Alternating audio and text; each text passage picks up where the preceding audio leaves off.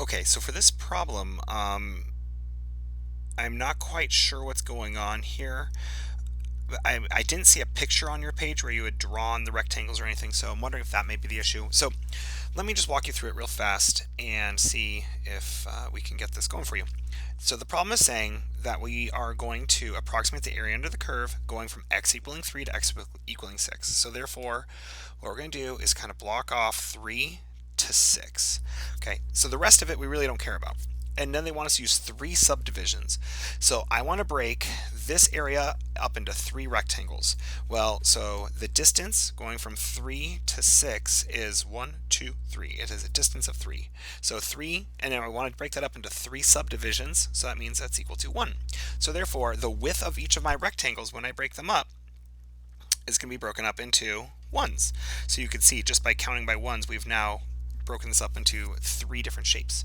So now, all right, so we have the three different rectangles, and we're going to find the area in each of these rectangles. So we got one right there, then we've got another one right here, and then we have the third one right here. Okay, so now I need to figure out what rectangle am I going to use to approximate the yellow area? Which area am I going to use? Which rectangle I use to approximate the blue, and so on and so forth. So note, the problem does direct us to use left endpoint rectangles.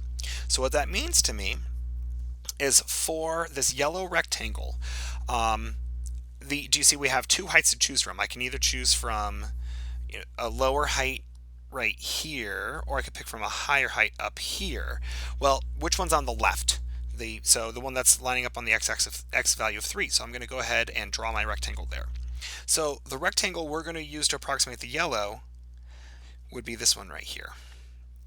So what is the width of this rectangle? The width of this rectangle is 1 wide because it goes from 3 to 4, so it has a width of 1. And then it has a height, well, let's go up. It looks to me as if that's about, I don't know, 2.1, 2.2, so 2.2. Okay, so therefore the area of that rectangle has a width of 1 and a height of 2.2. Now, for the blue rectangle, since it's left approximating, we're going to use, there's 2 points we can use, but we'll use the one on the left. And we're going to say, all right, this is our area that we're going to use to approximate that blue area. And so again, what's the width of this rectangle? Well, again, it's 1. The width of all these rectangles is 1. And to me, it looks like the height of this, I don't know, might be 2.8. So therefore, I'm going to add that, the area of the black plus the area of the blue. So that's 1 times 2.8. Then again, the area for the pink rectangle, similar, follow the pattern, find your area, find your width, find your height, and fill that stuff in here. And the width, of course, is going to be 1 because it's 1 for all of them. And that's always the case. It's not always 1, but it's always the same. So if instead of using 3 approximating rectangles, if we did 6, then our widths for each of the rectangles would be, we still have a distance of 3, and then breaking it up into 6 groups. So therefore, instead of each of our rectangles being 1 wide, they'd be 0.5 wide or half wide. So anyway, I hope that makes sense. I hope that gets you rolling on the problem.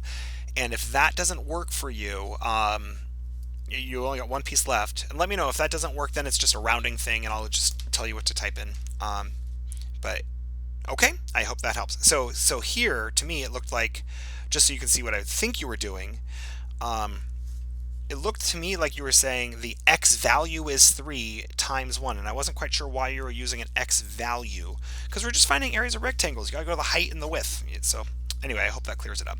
All right, best of luck.